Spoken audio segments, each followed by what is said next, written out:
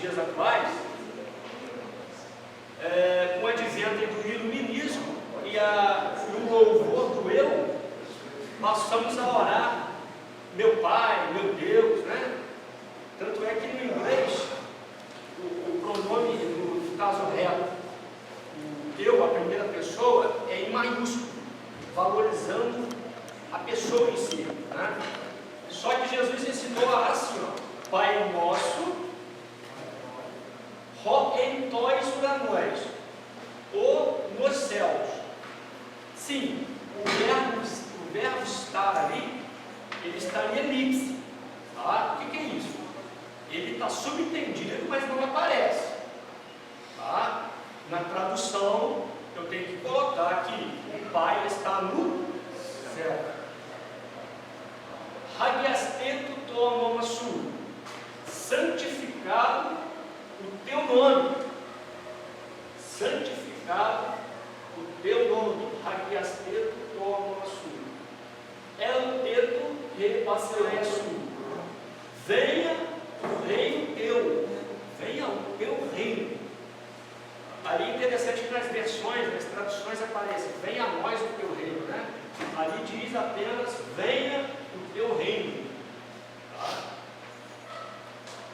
Quereteto to telemasso, seja feita a vontade tua, seja feita a tua vontade. Até aqui, vamos ler. Vou deixar os irmãos, para mim, até mesmo pegar como é que está a leitura dos irmãos, sem a primeira parte que eu faço aqui. Vamos lá. Vamos lá.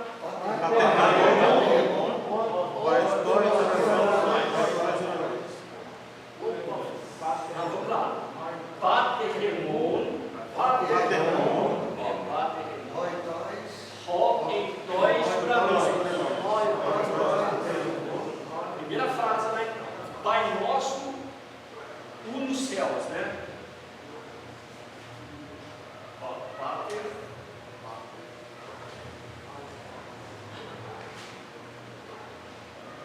Paterremon.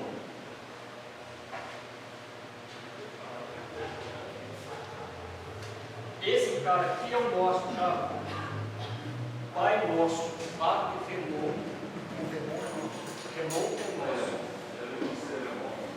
E o ro, artigo, né? Em tois, não. Aqui você tem um artigo. Nós vamos ver esse elemento hoje. Aqui nós temos uma preposição, tá? Uma preposição de lugar. Então lembra do locativo que eu coloquei semana passada aqui embaixo? Que indica quando o sujeito ou o substantivo está em algum local, é o locativo. Então essa preposição sempre acompanha o locativo, instrumental ou dativo. Tois uranóis.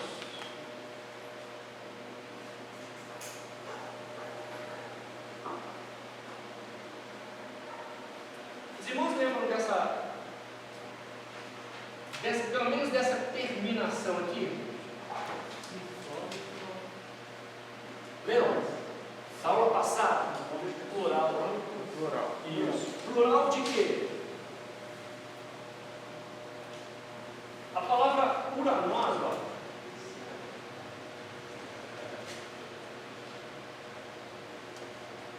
Ela termina em ômicron, signo. Diante dessa terminação aqui, eu entendo que esse substantivo aqui pertence à segunda declinação. Sendo que pertence à segunda declinação, como que eu declino esse substantivo aqui? Igual o Cristóstomo que eu coloquei aqui semana passada. Vamos lá? Ó, nominativo, genitivo, ablativo, tá? Locativo, instrumental e dativo e acusativo. Vamos ver se os irmãos me ajudam aqui. Me ajudem aqui. Qual é a forma nominativa singular? Isso aqui é aula de semana passada.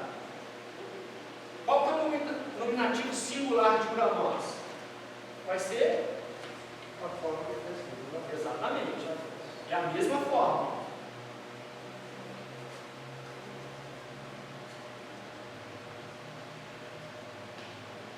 Uranós.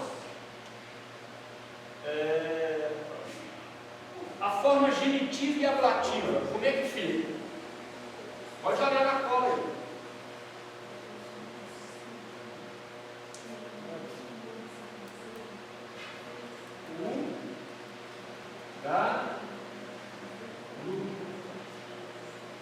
Uranu.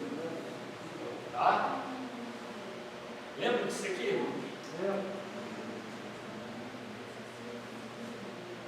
O que significa essa terminação? Que indica ou origem ou posse. Tá? A forma locativa, instrumental e dativa tem a mesma forma.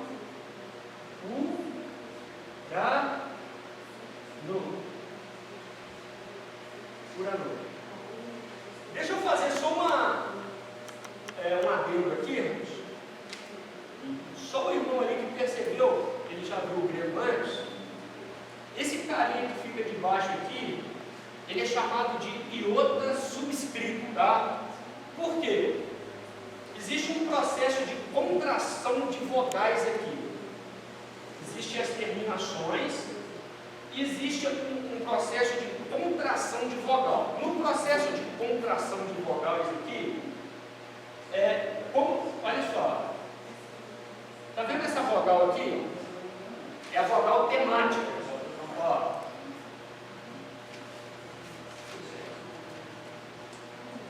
Qual que é essa vogal aqui, irmãos? Temática. No processo de aglutinação de vogais, aqui vira o iota e o signo. Quando os dois juntar, na verdade é o contrário, tá? Deixa eu. É o sigma primeiro, é o sigma primeiro, é o sigma e o iota, tá? Então o que está acontecendo ali? Você tem a vogal temática que é o ômega, mais sigma e o iota. Toda vez que o sigma fica entre vogais, ele cai e simplesmente sai. E essa vogal aqui, a iota, está somando com a vogal temática. Daí acontece um fenômeno. Qual? A vogal temática se alonga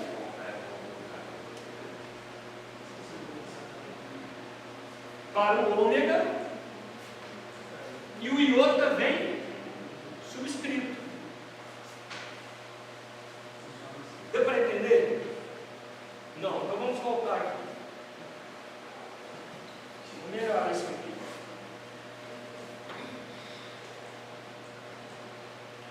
Você tem a palavra aqui, ó, Uranós.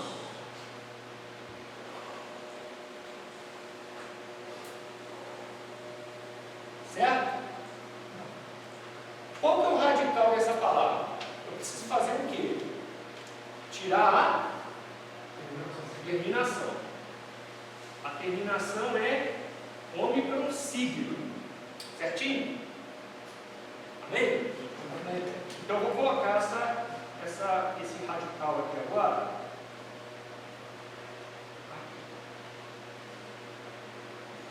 Para cada um desses casos, nós temos uma desinência, tá? Que identifica o caso ser sujeito, se ele é objeto direto. Quando chega aqui, ó, no caso locativo, instrumental e dativo, nós temos a seguinte construção: mais vogal temática, mais sigma e outro.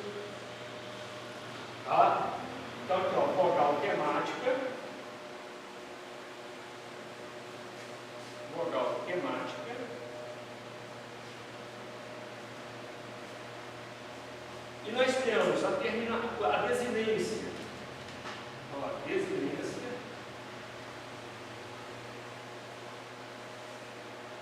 Sigma e o iota. Quando, para se formar o caso locativo, instrumental e dativo, quando eu somo o radical, vogal temática e a desinência, acontece um processo aí de aglutinação. O que vai ocorrer aqui nesse final aqui? O ômicron, ele se alonga.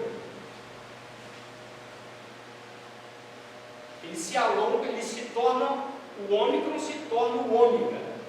Tá? O sigma cai, por quê? Estando entre duas vogais, naturalmente faz parte da língua, tá? Isso não é invenção da gramática grega, isso faz parte da língua. O sigma cai, ó. O sigma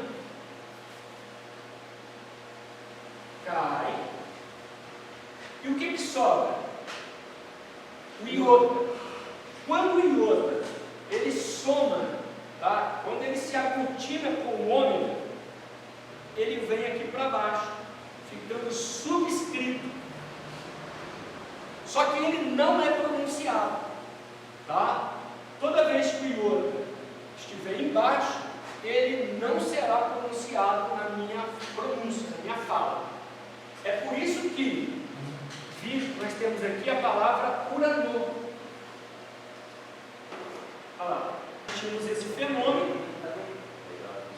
Na soma, o sigma caiu, perde-se o sigma, a vogal temática se alongou para o ômega e o iota veio subscrito.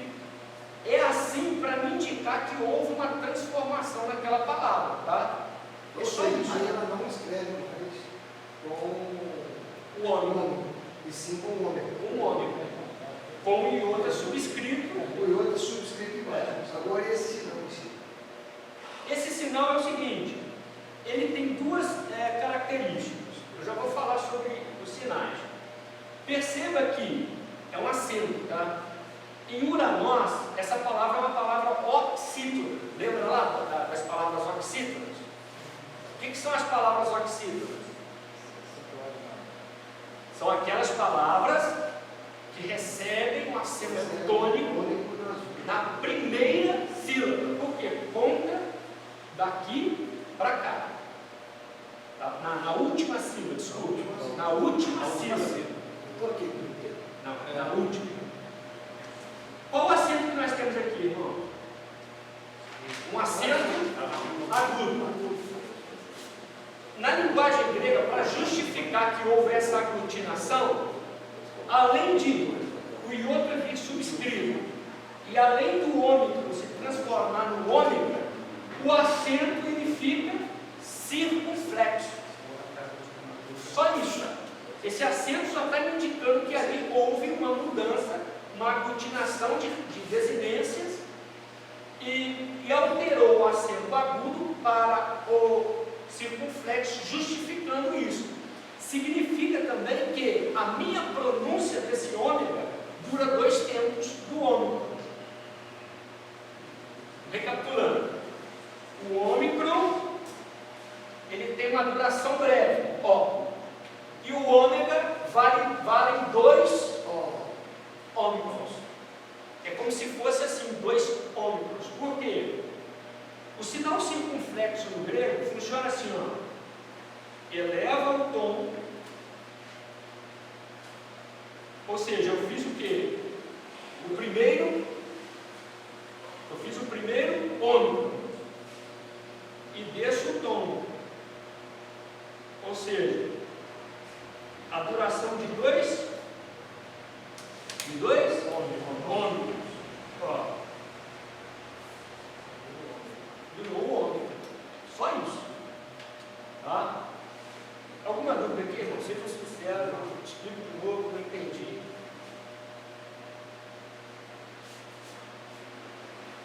Por exemplo, se caiu na prova lá,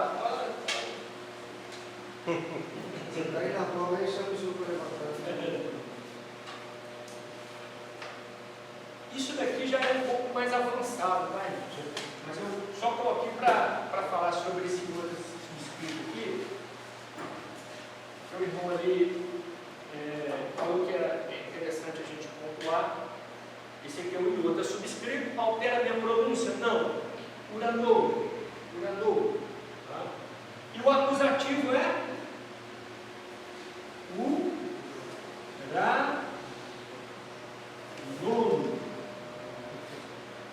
Uranou. Certo? E no plural, irmãos, ó. Nominativo plural. Eu acho que eu vou ficar aqui.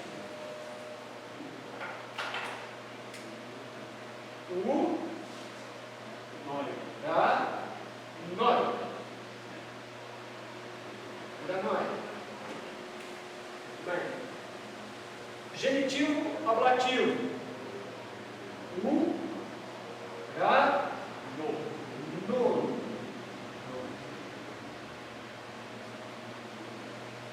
Locativo instrumental dativo plural.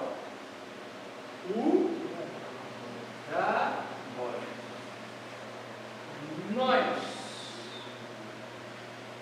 Tem alguma semelhança?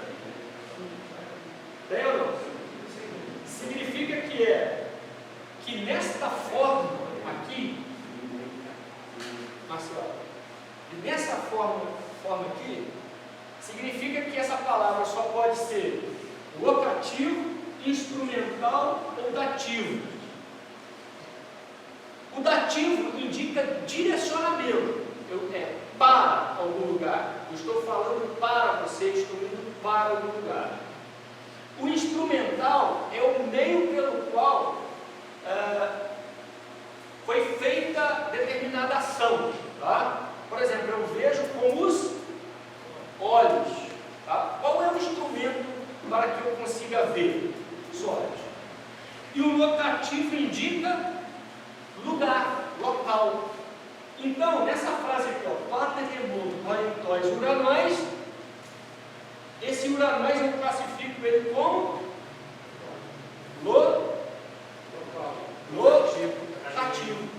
Então, Pai Nosso, o nos céus, ou o que está nos céus. Tá?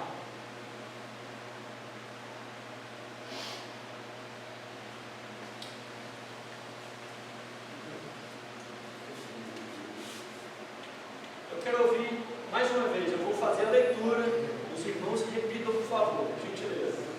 Pater remon, parentóis uranóis. Pater remon, parentóis uranóis. Agora é como se você estivesse fazendo aquela oração fervorosa.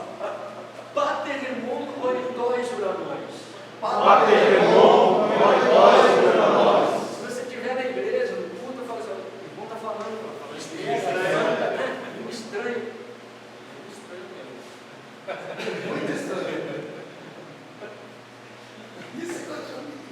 Língua estranha. Pater remon, parentóis uranóis. Rádias tento tonoma sul. Rádias tento tonoma sul. Está sentindo Deus? Tá. Amém. É o teto rebacileia sul. Ou seja, venha o teu reino. Deletento to telemasso. Assim seja feita a tua telemasse. Telema significa vontade. Seja feita a tua vontade. Ros enurano. Qual forma? Qual forma que está lá? Locativo. Assim ou como no céu. Então entenda a frase. Olha. Como, faça que seja feita a tua vontade, como no céu, também sobre a terra. Isso muda um pouco a concepção, não muda? Mudou ou não? O que mudou então, irmão? Mudar, eu sei que os irmãos entenderam que mudou. for no céu, assim sobre a terra. Como que nós oramos no português? Está lá no português. Verteu, não é isso? Dá a entender que a ação terrena modifica a ação no céu. Mas no grego está ao contrário. Ou seja, seja feita a tua vontade, como no céu, também sobre a terra. Ou seja, a atitude terrena está intimamente submissa Os céus eram indefesos. está submissa ao que Deus fez, ao desejo, ao que a oração pede para que seja feito. Ou seja, ela é indefesa. É o contrário. Ela é receptiva e não mutativa. Igual o véu quando se rasga, né? De alto para baixo. E não daqui para lá. Isso é a vontade do maior para o menor. E isso nos faz sermos mais piedosos. Por quê? Você coloca completamente o seu pedido na mão de Deus.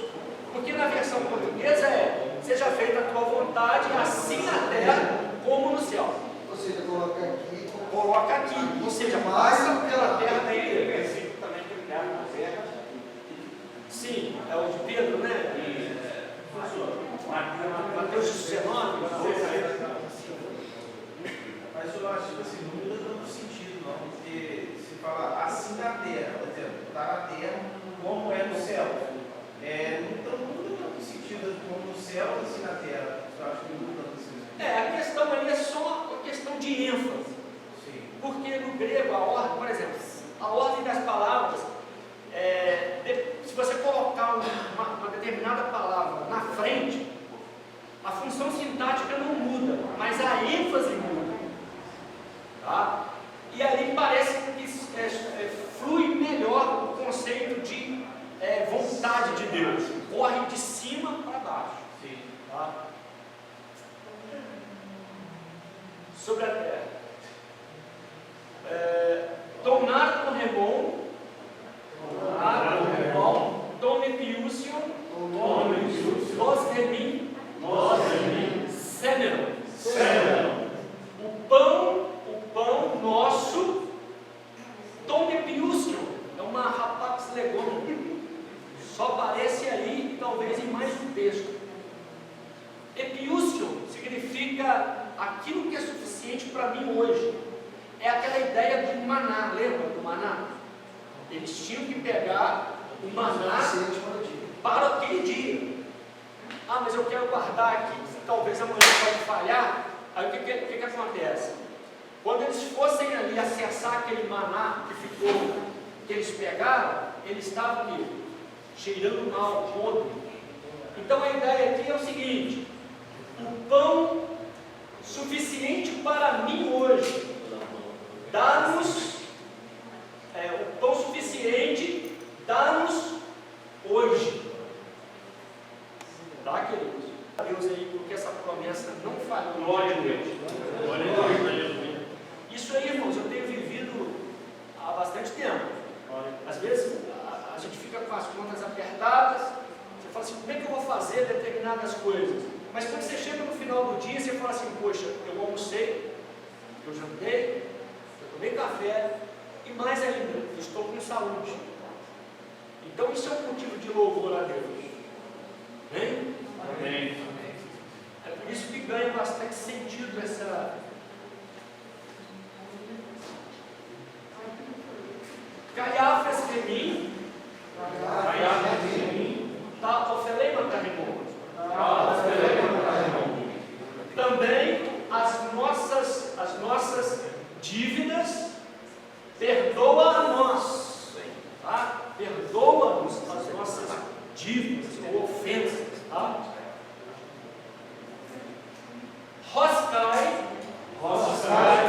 assim como nós afegamente perdoamos os nossos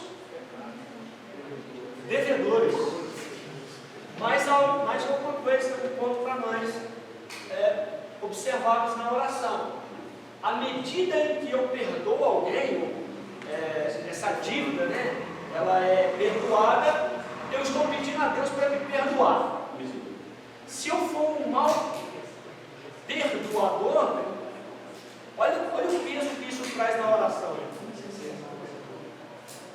Imagine Deus olhando para mim e falando assim: olha, não, você não perdoa direito, então também vou te perdoar mais ou menos. Não, ou então eu falo assim: não, eu perdoei o irmão, mas eu não quero vê-lo perto. Imagine Deus falando assim para nós, irmãos: não, está perdoado, mas você para lá e eu para cá. Não é forte isso?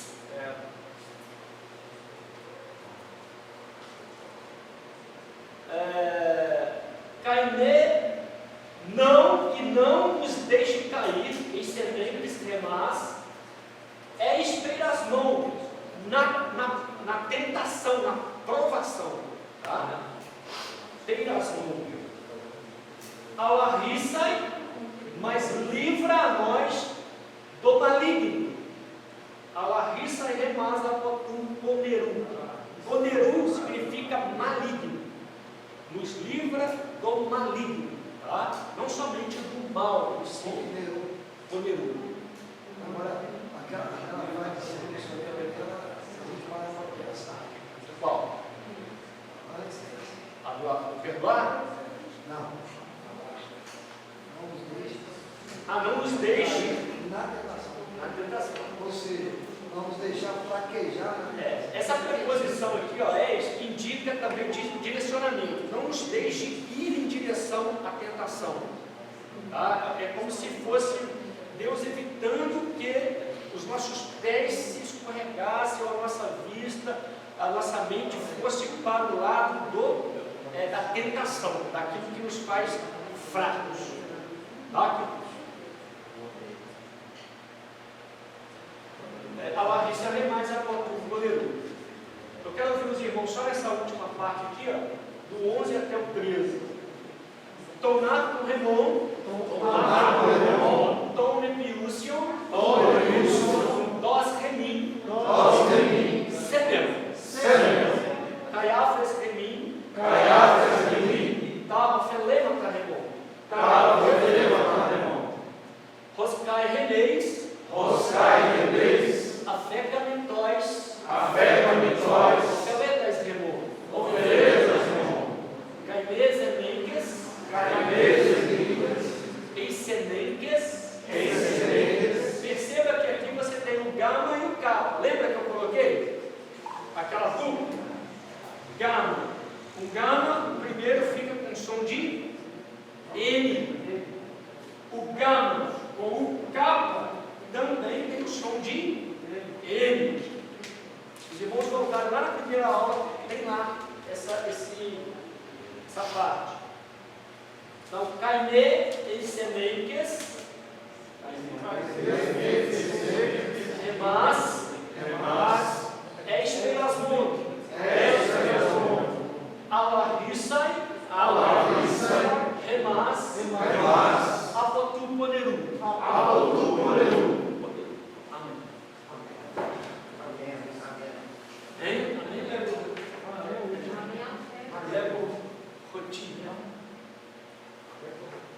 Então, irmãos, eu quero falar um pouco aqui sobre a acentuação do grego, tá?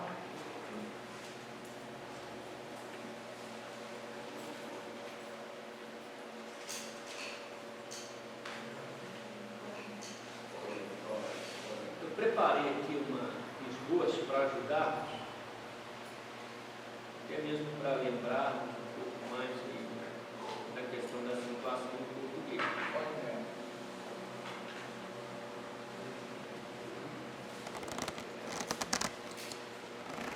Acentuação do grego koiné. Na verdade, no grego antigo. Depois eu vou conversar com o pastor Luiz, eu vou salvar isso daí no computador dele e ele repassa para os irmãos, copia para os irmãos, né? Porque senão os irmãos não vão gravar tudo aí de uma vez só. Basicamente, nós temos 3 tipos de acento no grego, tá? Que são chamados de tonoi, tom, necessariamente é o agudo, que nós conhecemos bem. Está vendo aí? O agudo, ele é, como no português, inclinado ali para a minha direita, ou para o lado da janela, ali, na esquerda, né? Assim. Esse aqui é o acento agudo. Nós temos também o acento grave. O grave nada mais é do que o agudo, ao contrário. Ó. É como se fosse, é a forma da crase, mas ele não tem essa função da crase não. Tá? Esse aqui é o e esse é o grave. E nós temos também o circunflexo, que é o famoso chapeuzinho, mas não necessariamente ele funciona como no português, para indicar aquele som fechado, né? Você, não, ele está só aqui para indicar que aquela vogal, ela vale 2 tempos da breve, tá?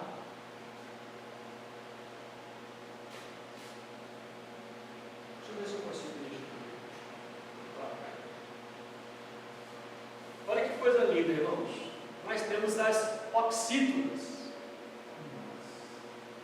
Palavras oxítonas. Tá? A própria palavra oxítona é grega, né? Significa que o acento está na última sílaba. Tá? Faltou eu colocar ali o circunflexo, tá? Senão parece que só o agudo e o grave. Mas tem o circunflexo ali também. Depois eu corrijo e já coloco lá com um pouquinho para os irmãos aqui. Então a oxítona recebe acento na última sílaba. Lindo isso. A paroxítona recebe acento agudo na penúltima sílaba. Tá? Na verdade, irmãos, a oxítona ali, do grego, é só o agudo e grave. Eu vou falar do circunflexo daqui a pouquinho. Então vamos rebobinar um pouquinho a fita ali. Oxítona, acento agudo ou grave na última sílaba.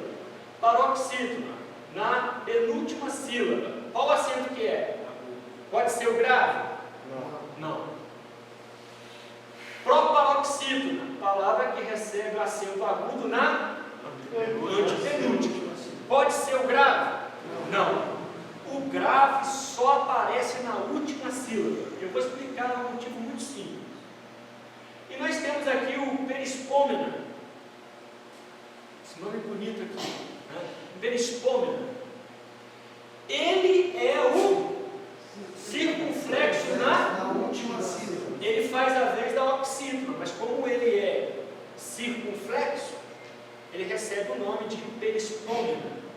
Certinho? E o properispômena recebe na penúltima sílaba. Esse properispômena funciona como uma paroxítona. Certo?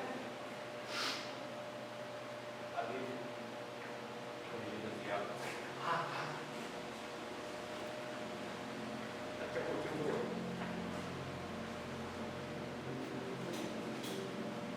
Até aqui, irmãos, alguma dúvida?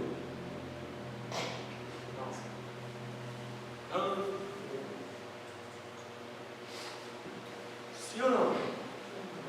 Difícil guardar esses nomes. Essa palavra aqui, uranos, ela é uma oxítona. Por quê? Acento na última sílaba. Exatamente. Agora que interessante, irmãos. O acento agudo e o grave somente aparecem sobre vogais breves e também nas longas. Tá? Ela pode aparecer na vogal breve e vogal longa. Tá?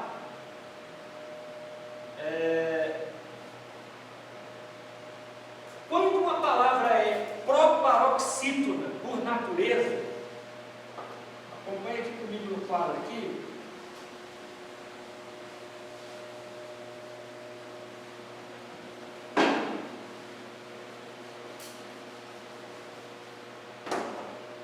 Nós temos a palavra antropos. Olha aqui, ó.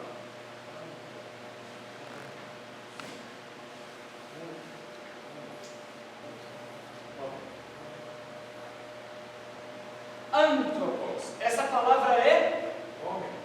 Não, ela é uma palavra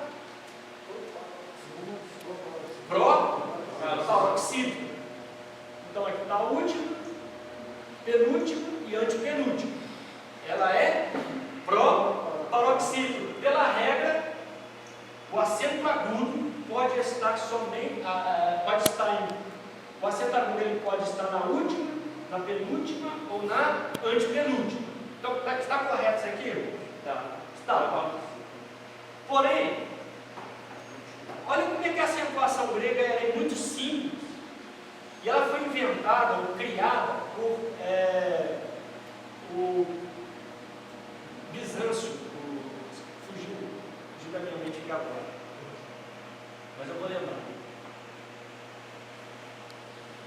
O acento ele surgiu não para dar uma regra à língua. Foi o contrário. Primeiro a língua era falada, era pronunciada, e a partir da pronúncia é que ele pegou e acentuou as palavras. Por quê? Como os manuscritos já estavam sendo distribuídos para o grande império, né? Foi necessário aqueles não falantes de grego entender como que era a cadência e a pronúncia de cada palavra. Os gregos, os nativos, falavam normalmente, então eles chegavam e pronunciavam antropos. Aí ele criou o acento para quê? Para indicar a entonação que o não nativo deveria fazer na hora de pronunciar a palavra. Então ele colocou aqui, ó, antropos, significa que ela tem um acento tônico na antepenúltima sílaba, e o restante da palavra era falado de forma fluida, antropos. Só que de vez em quando o grego chegava e falava antropo. Por quê? Quando o final dessa palavra aqui muda para uma vogal longa, faz com que o acento ande uma casa em direção à última. Tá?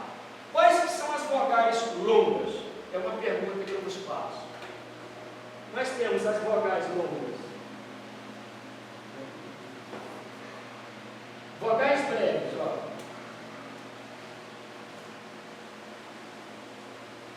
Vogais breves. O ômicron e o epsilon sempre serão vogais breves. Ômicron e o epsilon. Vogais longas. Ômega e o eta. E nós temos as vogais alfa, y e iota, que ora pode ser breve e ora pode ser longa. Tá? E mais uma questão. Os ditongos. Quais ditongos? Vou colocar aqui no quadro aqui, ó. Ditongo. Ai. O ditongo. Ei. Oi.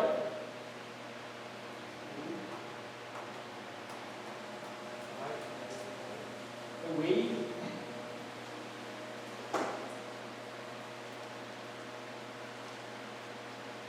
Esse aqui não é muito comum, né? Mas esse aqui não é muito comum. Basicamente esse daqui, irmãos. Então olha só, esse aqui são ditongos. Toda vez que ele aparecer numa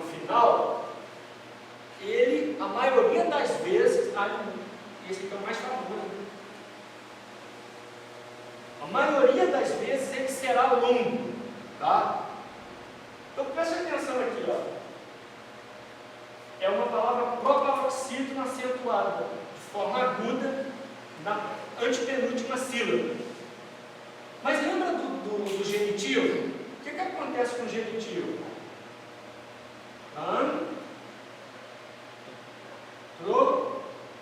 Qual que é a terminação do genitivo aí, irmão? Isso. Ômicron, Y, formando um ditongo U. Certo? Toda vez, ela é acentuada na antepenúltima. Toda vez que a final, a última sílaba, se torna longa ou em ditongo, o que vai acontecer com o acento? Ele vai andar daqui para cá. Isso modifica a minha pronúncia. Em vez da pessoa dar ênfase no an, ele vai dar a ênfase no tro. Antro, antro. Agora olha só, irmãos. Olhando para essa regra, seria necessário colocar o acento? Para o nativo não. Por quê? O nativo olha a final. Se a final mudou, ele vai automaticamente fazer a pronúncia correta. Mas para quem não é nativo, ele precisa de um indicador. Qual o indicador? O acento. Agora que você já sabe, como é que eu pronuncio essa palavra? Mudou alguma coisa? Não. Ou seja, só uma pergunta.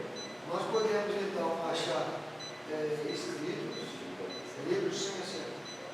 A maioria são sem acento. No grego antigo, se você. Porque os irmãos, não sei se os irmãos já se interessam por isso, mas quando os irmãos forem acessar os manuscritos ali gregos, né, as cópias, os irmãos vão perceber que, na maior parte, não possuem acento. As palavras são coladas, as frases são todas coladas. Você já viu escrever assim? Ó.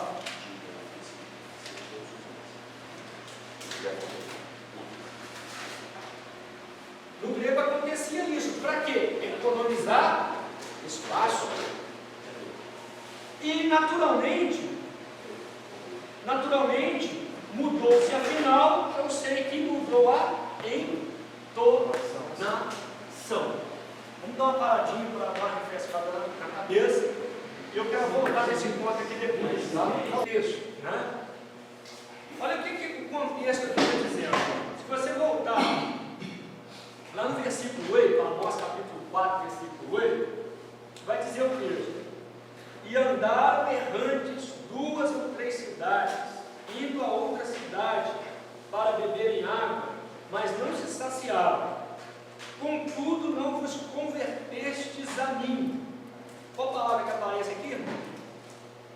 Contudo, não vos convertestes. A ideia aqui de contrário, né? Vocês andaram, mataram a sede, né? De cidade em cidade, contudo, o comportamento de vocês foi contrário a mim. Versículo 9: feri-vos com queimadura, eu mandei a queimadura, e com ferrugem, a multidão das vossas hortas, das vossas vinhas, das vossas figueiras e das vossas oliveiras, comeu a locusta. Deus está falando o seguinte: olha, eu feri vocês, a colheita de vocês não vingou, porque a locusta comeu. Tudo isso são sinais que eu estava dando para vocês. Contudo, não vos convertestes a mim, disse o Senhor. Enviei a peste contra vós, a maneira do Egito. Os vossos jovens matei a espada, e os vossos cavalos deixei levar presos. E o mau cheiro dos vossos arraiais fiz subir as vossas narinas. Contudo, vos não convertestes a mim, disse o Senhor. Mais um indicativo: olha, eu fiz isso tudo. estava cheirando mal, vocês viram, puderam sentir o odor, tudo. Subverti alguns dentre vós, como Deus subverteu a Sodoma e a Gomorra, e vós fostes como tição arrebatado do incêndio. Contudo, não vos convertestes a mim, disse o Senhor. Qual que é o contexto aqui, irmãos? O contexto é positivo ou é negativo? Negativo. Negativo. A palavra está sendo sempre de advertência. Aí vem o versículo 12. Portanto, assim te farei, ó Israel, porque isso te farei. Prepara-te, ó Israel, para encontrares com o teu Deus. Como que esse versículo pode entrar como um tema de festividade para a alegria? Vamos colocar assim. Nós estamos celebrando 100 anos da igreja e vamos colocar o prepara-te, Israel, para encontrares com o Senhor teu Deus. Todo o contexto demonstra uma insatisfação de Deus para com Israel. E a palavra aí, prepara-te, né? Para se encontrares, né? A palavra encontrar aí magá, né? Cravo, que vem de Krav Maga, que é uma luta, é uma guerra em que Deus desce de forma física, vamos colocar assim na linguagem antropomórfica, para pelejar contra o seu povo. Olha, eu fiz de tudo. Eu enviei a peste, eu matei alguns de vós, subverti a colheita de vocês. Vocês não entenderam, agora vocês vão se encontrar comigo. E essa questão de preparo para encontrar com Deus, quer dizer, para eles ficarem preparados para terem o castigo. O castigo. Então, em nenhum momento ele leva para a alegria. Nem até mesmo a questão de encontrar com Deus. Tem que se encontrar com Deus. Nem para bênção, né? Porque Não, normalmente o pessoal coloca para dar ideia de bênção. Mas a indução do texto é a ideia contrária a Deus. A ideia negativa. Qual seria a sua sugestão, então, para esse texto ele ficar mais coerente com o contexto? Qual texto?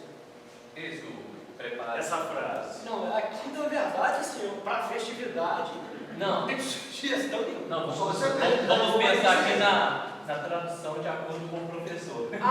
Tradução? Isso, como que, para ficar mais coerente, porque essa daí é corrigida fiel, não é? É a que eu Você trouxe aqui. Isso. Como que você colocaria, se você fosse o João Ferreira de Almeida, como que você colocaria esse texto? Eu colocaria, com toda sinceridade, eu deixaria o texto dizer que é um encontro que eu não gostaria de estar nele. É um encontro que Deus peleja, né? Talvez a palavra melhor seria: prepara-te, ó Israel, para pelejares com o Senhor teu Deus. Talvez essa palavra encaixaria melhor. Ou prestar contas, né? Prestar contas, ou lutar, né? Na palavra peleja se encerra esse sentido de que Deus está insatisfeito e agora nós vamos resolver no ringue, né? Nós vamos sair na mão nós dois. Eu não sei como que na mensagem está, porque o foco da mensagem é esse, né? É trazer a tradução de acordo com o sentido do texto. Eu não sei na mensagem se o Gênesis não conseguiu trazer. Se ele verteu isso de uma forma mais próxima da ideia do original aqui. Irmãos, mas isso daí, errar assim, faz parte. Eu também já errei. Eu já sugeri o texto, na presença dele até a tristeza salta de alegria. Já viu esse texto? Já? Já não? Não, não tem medo de falar que já preguei sobre isso. Não, mas eu já preguei. Olha só, Deus está aqui, na presença dele até a tristeza salta de alegria. Mas quando você vai lá para o contexto, lá em Jó, é na presença do Leviatã. Por favor. Acabou com o DVD. Passar a salva na próxima aula, o pessoal vai devolver as Ao contrário, passa a salva cheia. Mas eu já preguei, não, irmão, Deus está aqui. A Bíblia diz que na presença dele até a tristeza salta de prazer. Tudo bem, isso funciona, mas se eu estiver baseando lá em Jó 42, lá fala que o Leviatã é um monstro tão feio, tão agressivo, que nada para diante dele, que até aquele que está caído corre. Aquele que está triste sai da frente dele, porque ele é um monstro. E mesmo assim vem Deus e o quê? Que o pega com um anzol no nariz. Ou seja, Deus é muito mal. Aí, Você pegou essa mensagem lá na igreja. Esse tá Nossa, Tá é vendo? preguei Pegou sobre lá. isso não. Sobre o Novo Testamento para não correr isso, fazer alegoria errada. é isso que está lá, aqui, ó. Jesus, tem misericórdia. Suas aulas acabam hoje, né, professor? Porque senão não é sobre mensagem. Daqui a pouco ninguém pega mais. Aí ele só quer dar As notícia. pregações, cara. Ele quer dar essa notícia inteira em 2020. Eu tô achando que isso está sobrando nada. Não está sobrando nada para mim. Mas, cara, não entendemos. É no 41 de Jó. O bom é no final do seu testemunho. O pastor estava triste, Ah, é verdade. faltando de alegria. Esse aí é Que conta, rapaz. Está aqui ó, em Jó 41, está descrevendo o Leviatã e o Behemoth, né? Aí está dizendo lá assim, ó, deixa eu começar aqui no... É, 41. Ah, o caixinha de promessa sabe que está. Gente, não mexe com a live. Deixa eu quietinho. Ele sabe mesmo, vai mesmo concordando. Aqui, comprou lá na loja, não. Outra caixinha de promessa no fim desse ano. Aqui, ó, Peguei no ônibus assim. lá no versículo... no versículo 18, não. Aqui, ó, vamos começar no... É o 22. É o 22, mas vamos começar no 18. sabia? Cada um dos seus espíritos faz resplandecer a luz, e os seus olhos são como as pálpebras da alva. Da sua boca saem tochas, faíscas de fogo saltam dela. Das suas narinas procede fumaça, como de uma panela fervente ou de uma grande caldeira. O seu hálito faz incender os carvões, e da sua boca sai chama, no seu pescoço reside a força, diante dele até a tristeza salta de prazer. Essa descrição é de quem? Do monstro. É um demônio. Aí, mamado. Grupo de libertação pegando. Aí, para a gente Você solucionar soltou isso, o demônio no culto de libertação? Vamos quebrando. Interessante que aí não faz nem referência a crocodilo. Algumas cidades como hipopótamo, mas também não é. Porque Eles têm até riso assim, como é que vai fazer agora? Tinha até É um pensação ser ruim, mitológico. né, pessoal? aí para solucionar isso, eu passei para o Salmo 16, 11. 16, não? Far-me-ás ver a vereda da vida, na sua presença há fartura de alegrias. Aí, né, para você dizer que Deus está presente, e na presença dele há abundância de alegria. Aí muda, pelo Mas menos não o soltar. É abundância, não é soltar de alegria. Não, mas quem tem abundância salta, filho. Não, mas aqui, Não, aqui como está falando o contexto é Deus, né, a presença de Deus, aí tudo bem, mas lá de Jó não está. E muitas coisas lá de Jó tem que tomar cuidado, né? Às vezes você está pregando, por exemplo, aquela que virou hino, ao cheiro das águas, brotará. Você já leu o texto? Não, para, gente. Volta para a gramática lá. Não, pode continuar nisso aí, professor, tá bom. O texto diz o seguinte, Ele é futuro é pregador, não sei. Jó o quê? é Jó 14, né? 7. Às 7. Deixa eu ver. Ai, Romana. Não, gente, é porque Eu sou ele pergunta sabe Romana contar mesmo, no HD É dele. papel do Romário. Só perguntava. Romana Romário sabe é esse tudo mesmo. da vida. Ele pregando, ele cita 50 E ele versículos. já leu a Bíblia. Fora de contexto. Fala para mim, ao cheiro das águas. Jó 14, 7. Jó 14, 7. 7. Manda bem. Olha só, quem está falando no discurso? Quem começa falando é Jó, lá no capítulo 12, e o discurso de Jó vai se alongando no capítulo 13 e 14. Ele está respondendo uma crítica do seu amigo. Chega no capítulo 14, 7, ele diz: porque há esperança para a árvore, que se for cortada ainda se renovará, e não cessarão os seus renovos. Beleza, isso é verdade. Cortou uma árvore e ela brota de novo. Se envelhecer na terra a sua raiz, e o tronco morrer no pó, ao cheiro das águas, brotará e dará ramos como uma planta.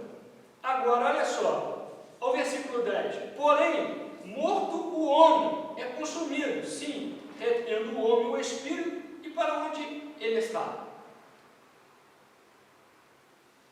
Para a árvore tem esperança, mas o homem, depois de morto, ele faz a pergunta. Porém, morto o homem é consumido, a árvore fica, o homem é consumido. Sim, rendendo o homem o espírito, então onde está ele? Versículo 11. Como as águas se retiram do mar e o rio se esgota e fica seco, assim o homem se deita e não se levanta, até que não haja mais céus, não acordará, nem despertará de seu sono.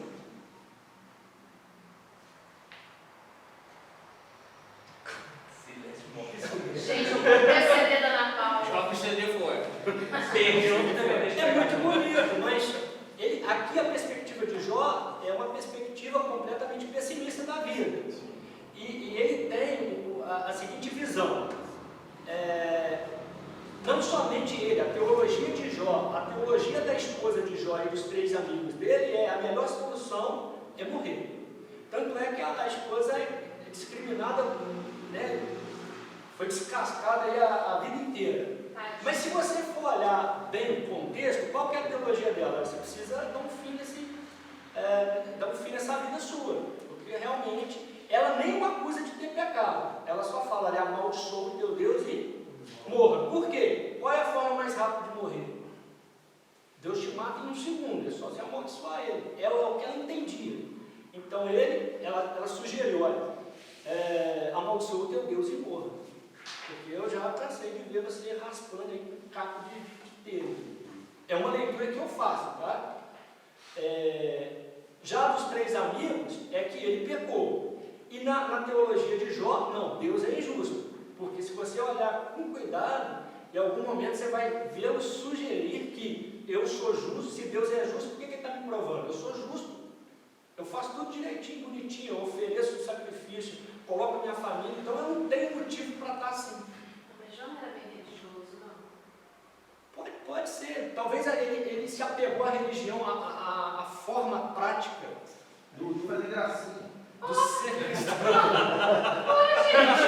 Porque até a lista da testemunha de Jó, a Lili defama ele. O pessoal da Madureira tem aquele Não, de jeito Tá bom. nenhum. É Bíblia, meu filho. Você está procurando ele. Não existe. O Salmo 49 fala que não tem como um homem redimir o outro. Não tem como. Tá bom. Jó oferecia Pessoal da sacrifício Madureira oferecia, tem não é Bíblia, não. Deus dá testemunho de Jó, a Lili defama ele. Não, tô falando assim, da Aí- percepção. A leitura que eu faço é o seguinte: os irmãos sabem, eu não quero desmanchar aí a leitura que os irmãos fazem, não, mas o prólogo de Jó, ele é tardio. Ele não pertence, pelo menos em data e teor, ao mesmo tempo da composição do corpo de Jó.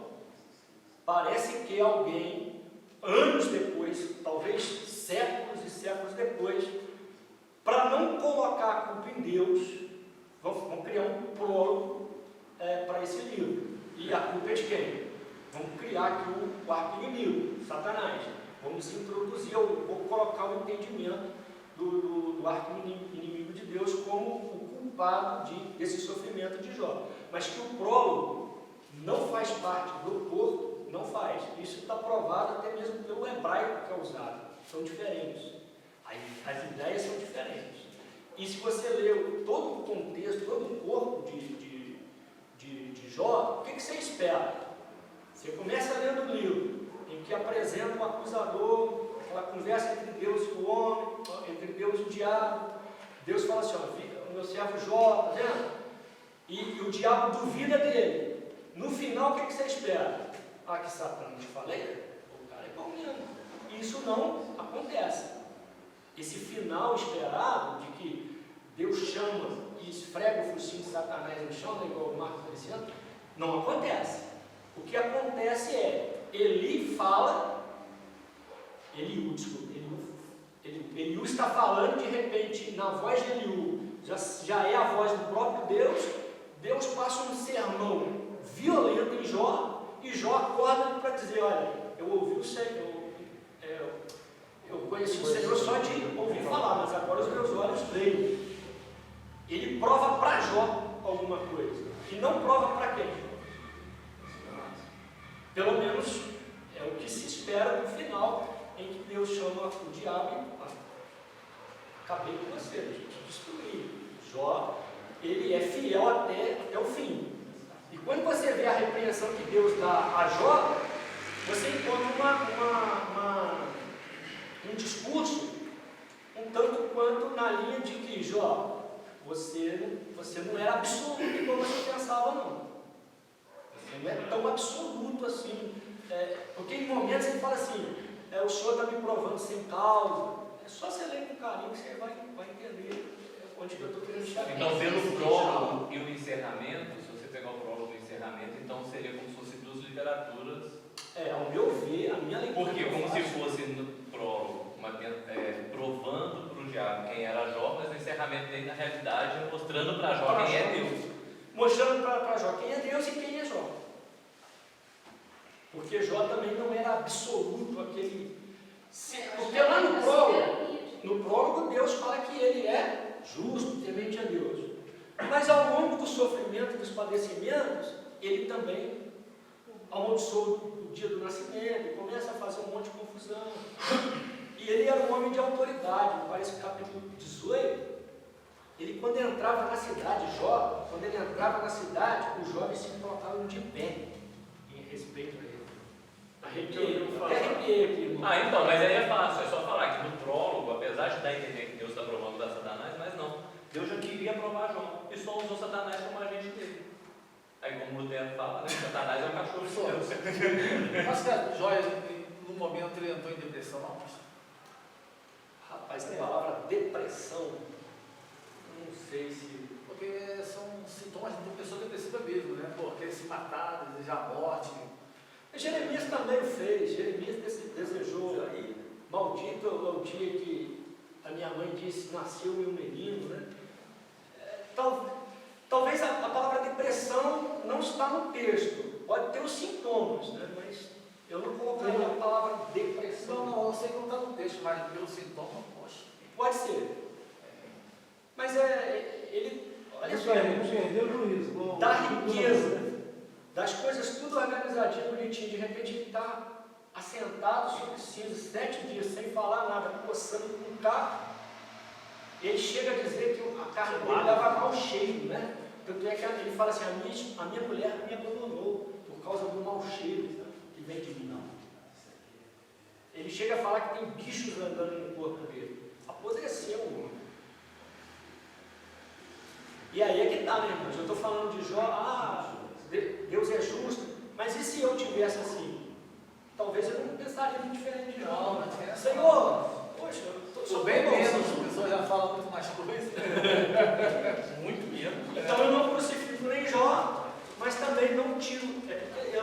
Muitas mensagens colocam Jó como absolutamente certinho. Mas você vê que ele trafega ali na humanidade dele. Lembra só da mulher. Hein? Muito só lembra da mulher dele. Não entendi. Lembra só da mulher. Amaldiçoou. Só lembra da mulher de Jó e dos amigos. Mesmo porque os amigos estão tentando entender e consolar. Porque a teologia dos amigos pecou, veio sofrimento, porque pecou. Mas não dá diferença, só que hoje, não dá diferença não, mas Tem não. vamos passar uma pergunta aí, ó. Isso é pecado, isso aí. Deus já está apertando. Tu tá na prova, né? Está na prova. Está devendo, o que tu fez? Hein? Você foi por várias Deus te botou lá. Assim mesmo. É desse jeito. Essa Bíblia aqui, irmãos, é uma fiel, tá? Ela, o irmão Alberto trouxe aqui, ó. Ela é Almeida Corrigida Fiel. Tá? Por que existe isso? Ah, mas e a Arca, Almeida, Revista e Corrigida? Qual que é a diferença dessa daqui para a Arca, para Almeida, Corrigida e Almeida, Revista e Corrigida?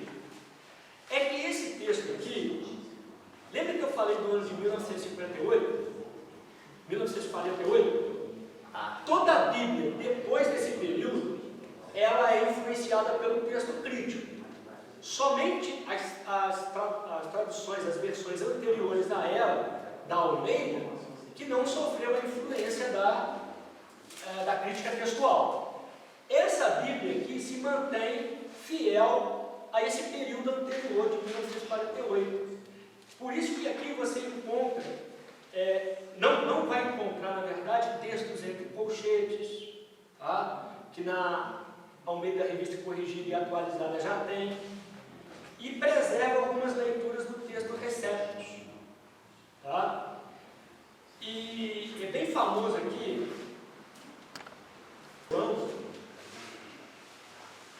alguém aqui tem a Nova Versão Internacional?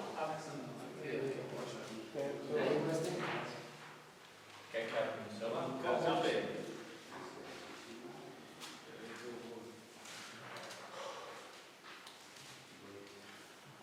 1 João 5,7?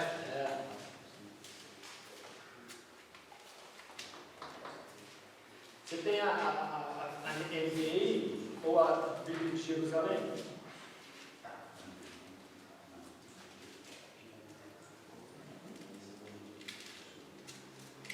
Ninguém tem, não, né? Tem a NVI? Então vamos fazer o seguinte: o irmão, como é que é o nome do irmão dele? Irmão Célio vai fazer a leitura do capítulo 5 de 1 João, do versículo 6 até o versículo 8, na Nova Versão Internacional. Deixa eu só ver aqui para não correr o risco.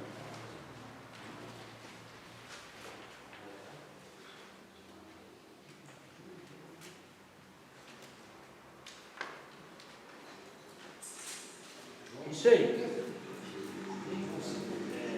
1 João 5, 7, do 6 ao 8. Ele vai ler o versículo e eu vou combinar com os irmãos o seguinte: os irmãos, se tiver igual, os irmãos digam amém. Se não tiver, fala Jesus. Tá? Vamos lá. Pode ler. Este é aquele que veio por meio de água e sangue, Jesus Cristo. Não somente por água, mas por água e sangue. E o Espírito é quem dá testemunho, porque o Espírito é a verdade. Há três que Jesus. O 6. Tá bem? Tá tranquilo? Não, o 7. João 5, 6, 7. 5.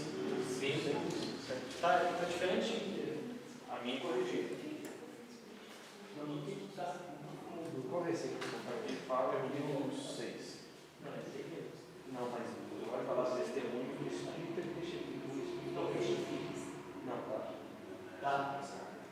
Testifica o testemunho e passa, tem? Testifica. Testifica. Amém? Versículo 6. Amém. Amém? Amém. Vamos lá, versículo 7.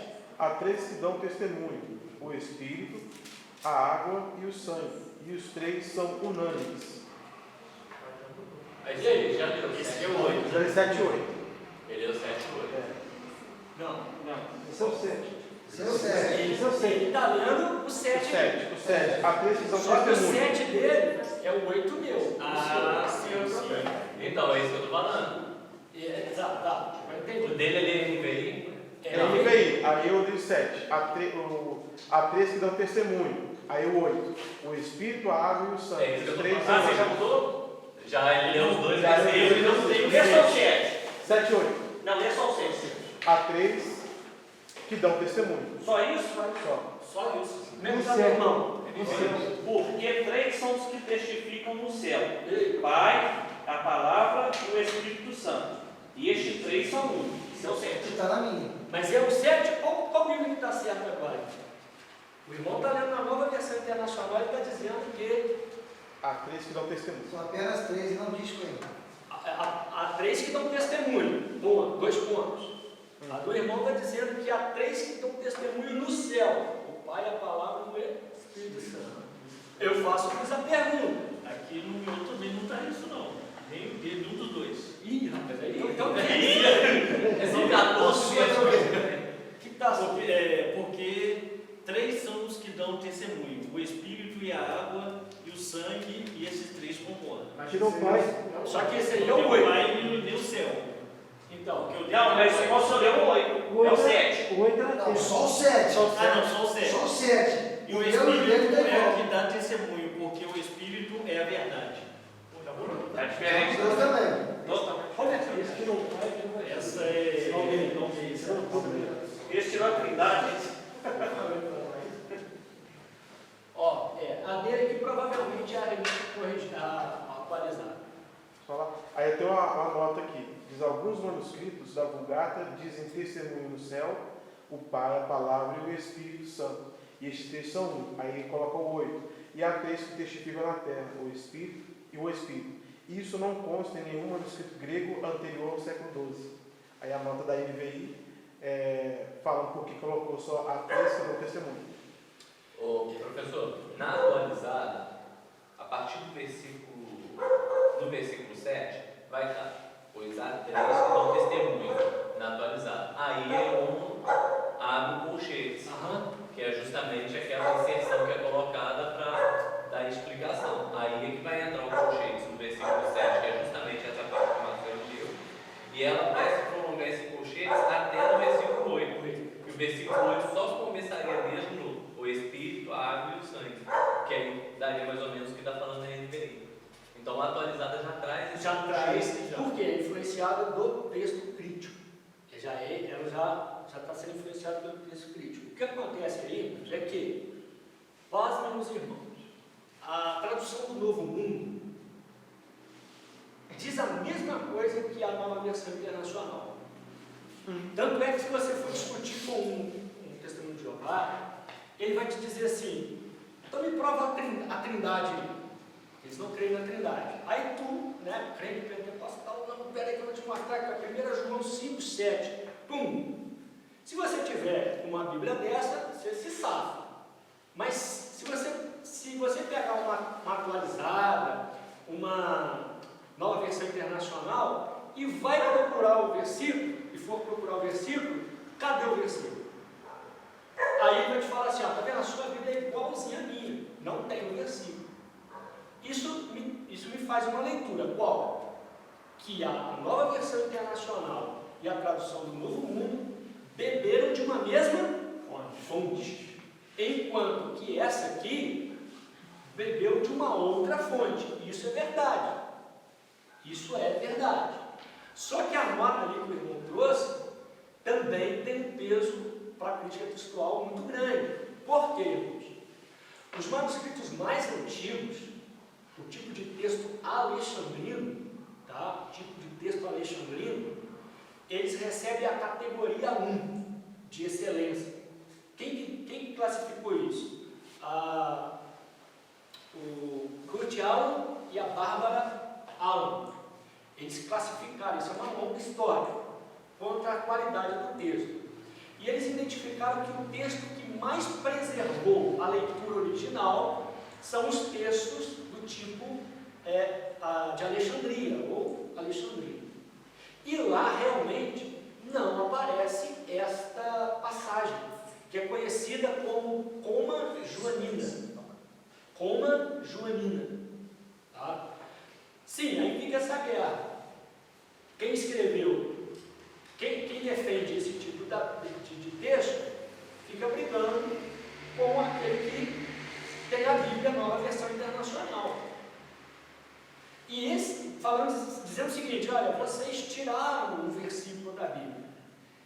E quem é adepto da crítica textual vai dizer: não, foram as fontes que vocês recorreram que acrescentou o texto. E existem 2 probabilidades para isso. E essas 2 probabilidades se concentram no copista. A primeira: o copista, ele teve um erro de paralaxe. Você já viu quando você está escrevendo um texto, E no final daquele texto termina com uma palavra. Vou colocar a palavra Deus. Aí, seguindo o texto, vou colocar aqui no quadro para ficar mais fácil de ilustrar. Está o texto aqui, ó. No final, Deus. Tem a frase e aqui também a palavra Deus. Certo? Você já pegou o texto assim. O copista, o que ele fez? No momento que ele chegou nesse Deus, ele tira os olhos da cópia e, quando, por alguma distração, quando ele retorna de novo ao olhar para o manuscrito que está sendo copiado, ao invés de vir para esse Deus, ele veio para esse Deus, saltando todo este texto. Tá? É uma possibilidade, que é um erro aqui de salto. Aqui terminou em Deus, ele tira os olhos do papel, do papiro, quando ele retorna, o erro, a leitura que ele faz vem para esse Deus aqui. Ele engoliu todo essa frase. E a outra possibilidade é aquele copista for puro. Porque no calor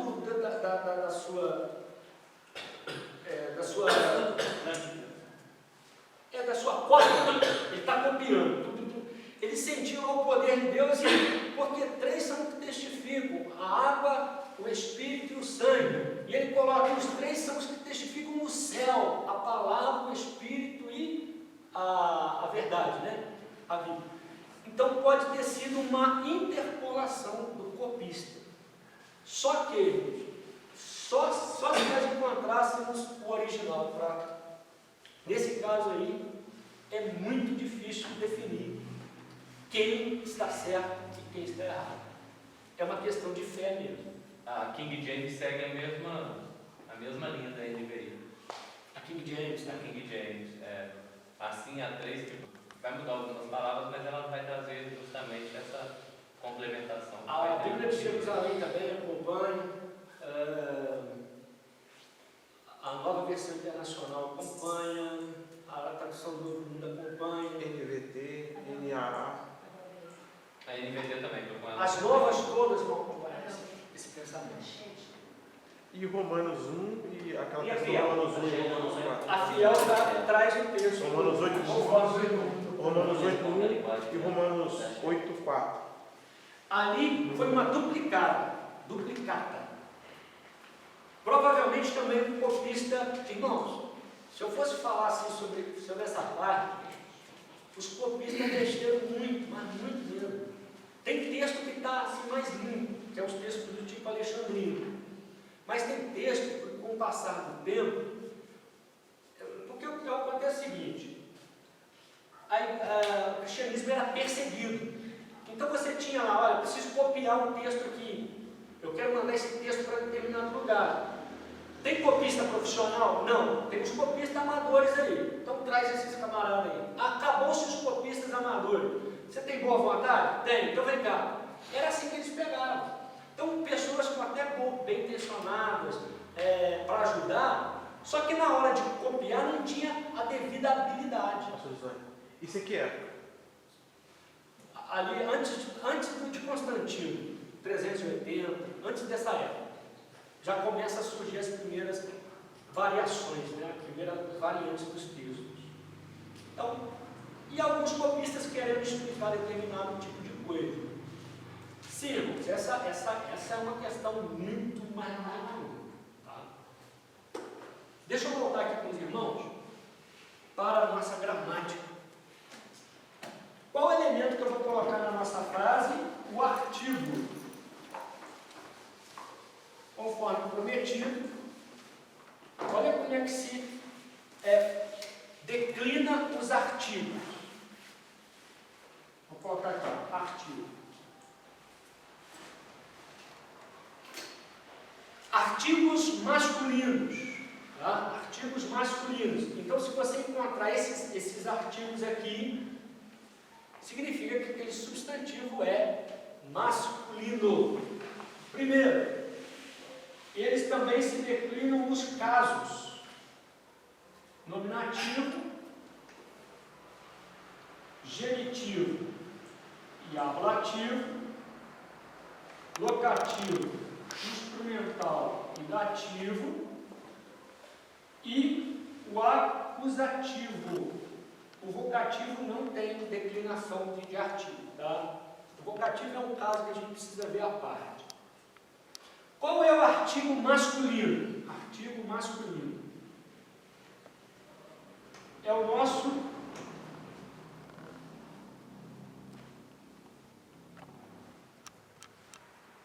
ômicron com aspiração áspera.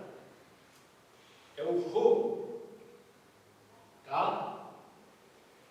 Agora, olha a forma do artigo masculino do genitivo ablativo. Tu. Tu. O locativo, instrumental e dativo, o artigo é to. To. E o acusativo, tom.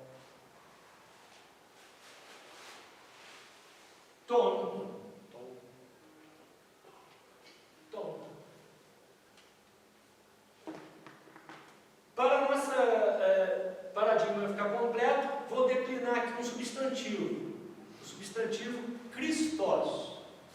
Qual que é a forma nominativa de Christos? Isso. Christos. Ho Christos, o Cristo. O Cristo. Quando eu quero dizer que alguma coisa é de origem de Deus ou é de posse de Cristo, né?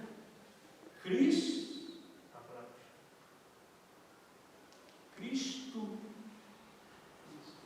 O acento era agudo, passou para circunflexo. Tá? Tu Cristo. Hologos tu Cristo. Olha aqui que bonito, ó. Hologos tu Cristo. A palavra de Cristo. Por quê? Dentro dessa terminação temos a preposição de. Pegou isso? Pegou, queridos? Fala, não diga que pegou só porque eu estou aqui. Não. Isso aqui é porque quando você for para o texto, você vai encontrar essa forma aqui. Ó.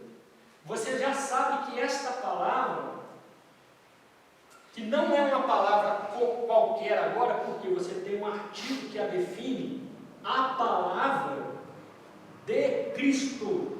A palavra de Cristo. Quem é o dono dessa palavra? Cristo. Qual é a origem dessa palavra? Cristo. A palavra de Cristo. O locativo, to, Cristo. O que significa quando está nessa forma? Significa que está indicando ou local, ou instrumento, ou direcionamento, direção. Dativo. Dativo. E o acusativo, tom. Exatamente. Cristo. Tom. Olha aqui, irmãos. Eu deixei de falar no momento anterior. Está vendo esse acento aqui? Todos conseguem ver esse acento? Sim. Ele é um acento agudo. Agudo. Toda vez que o acento agudo estiver no meio ou no começo da frase, o que ele faz? Fica grave. Só isso. Ele só se inclina para a minha direita aqui. Tom, Cristão. Ele altera a pronúncia? Não. Absolutamente não. Ele só ganha essa forma aqui. Tá? Coisas da gramática grega. E vamos ver agora o plural de cada um deles. Esse aqui é o singular. E o plural?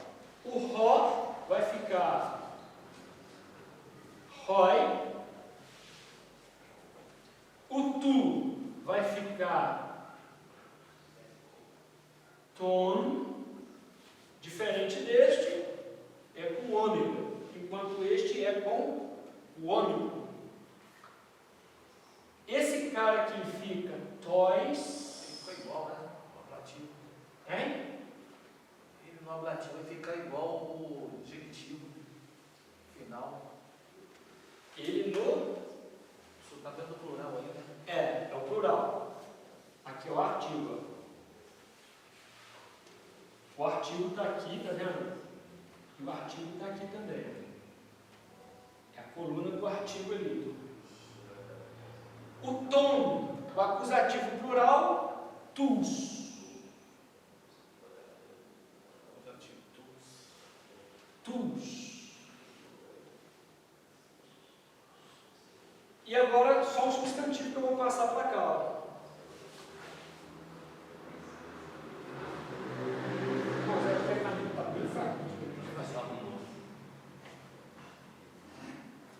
Cristoi, Criston,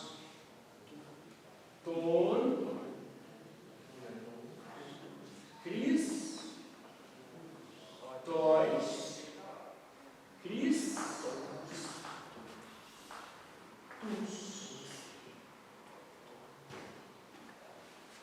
Qual o elemento que eu acrescento a ele? O artigo. As terminações são bem parecidas, não são? Ó.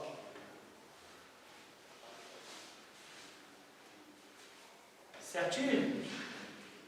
Vou fazer uma frase agora e em português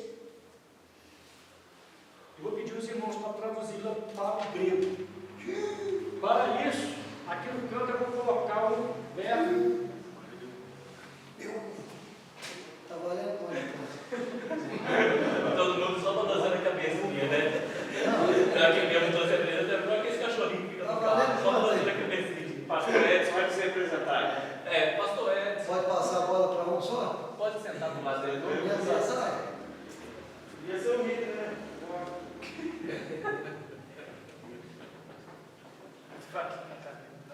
É, só tem essa daí ou a vermelha que o pastor Luiz Alves falou. Ainda bem que não dá para enxergar. A vermelha também. Eu acho que não vai dar tempo. Já tá.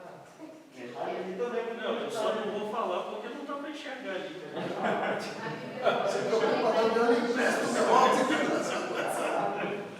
Fala comigo. Vai falar ali. Meu Deus do céu, em nome de Jesus. Eu sou amável ao irmão e empresto o óculos. Você faz parte. Pastor Ramon, fala. Vou falar. Pode deixar para nós. É a Bruna mais participativa que nós temos. Pode deixar isso para de hoje a gente a quarta aula. De hoje até a De quarta. hoje a gente a quarta aula. Começando de hoje, quando você quer Até dar a o quarta aula. finalzinho do ano. Você tem mais três, né? Tem mais duas, né? Então, até a quarta eu vou ficar entrando. A frase é a seguinte. Ai, teve jeito não, teve.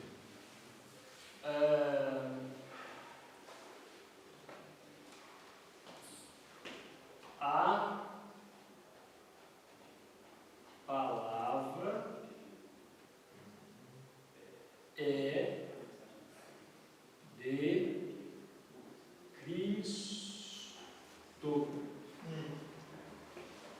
Aqui está o verbo ser conjugado, o presente do indicativo. Está fraquinho. Em mim, és, ei, esmen, este e sim. Tá? Deixa eu tentar colocar mais para frente aqui para ajudar.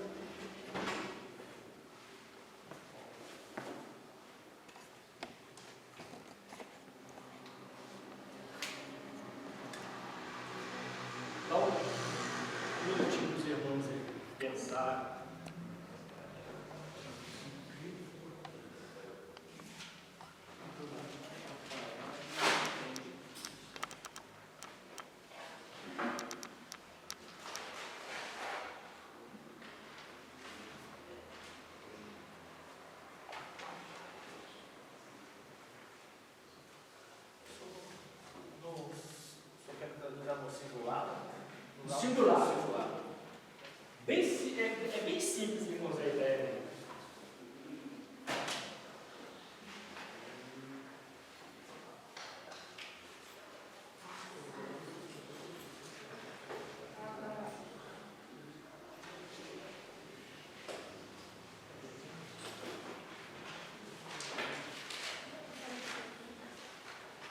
Está certo.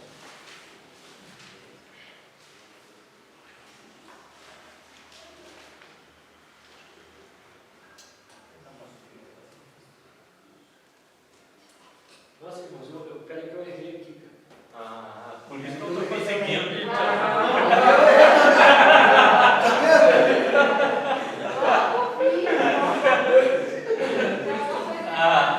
Ótimo, professor. Agora Só tá mais pode tempo que eu me falei dizer certo. que qualquer pessoa pode errar, inclusive eu. Traduz essa. Pessoal, o pastor errou por causa da caneta. Aqui, ó, a terceira pessoa aqui é Estim, tá? Estim. Tá, porque eu induzi o erro. Mas Eu vou perdoar, mas falta mais um bolinho só. eu não quero mais o amigo. Não, vamos lá que os irmãos vão chegar. Ai, ai, ai.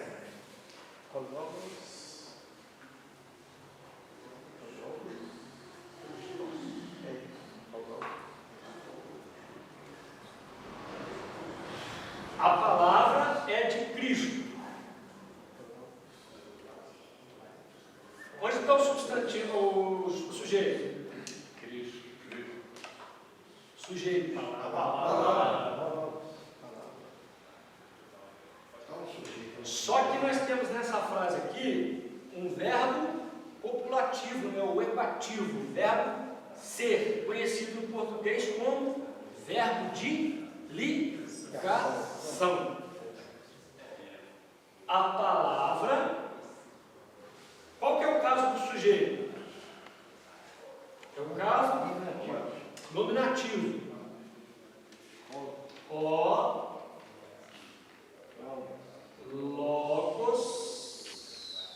logos, a palavra. Qual que é o verbo ser correspondente em grego? Estim.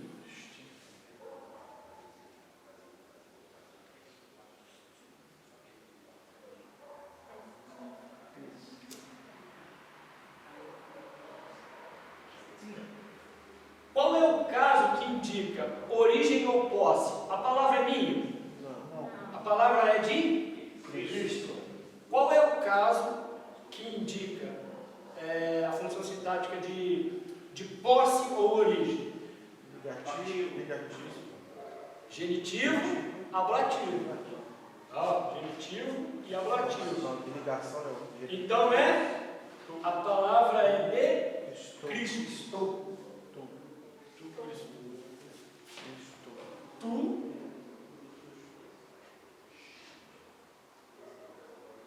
Cristo, Logos distinto, A Cristo. maioria foi lá no final. Hein? Foi lá no final, a conjugação. É. Eu coloquei Cristo. Você colocou Cristos.